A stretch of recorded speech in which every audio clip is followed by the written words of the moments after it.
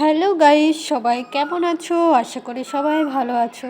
তো এই দেখো আমার রোজকার কাজ। সকালে উঠে আমাকে খাবার বানাতে হয়, সব কিছু পরিষ্কার করে নিতে হয়। তোমার দাদা ভাই কাজে চলে যায়, সকাল সকাল উঠতে হয় আমাকে। এদিকে ঘর দুয়ার পরিষ্কার করে নিচ্ছি। এদিকে সোনামাটা কী করছে দেখো, সোনামাটা খুবই দুষ্টুমি, সারাদিন দুষ্টুমি করে, ঘর দুয়ার নোংরা করে দেয়। তো ওর কাজ গোছাতেই দেয় না। যাদের বাড়িতে ছোট বাচ্চা আছে তারা অবশ্যই জানো যে বাড়িতে কাজই হয় না ছোট বাচ্চা থাকলে।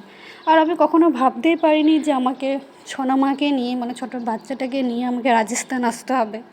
রাজস্থানে তো কী বলবো, আমাকে তো ভালোই লাগছে না, তাও ভালো লাগাতে হচ্ছে বাড়ির জন্য।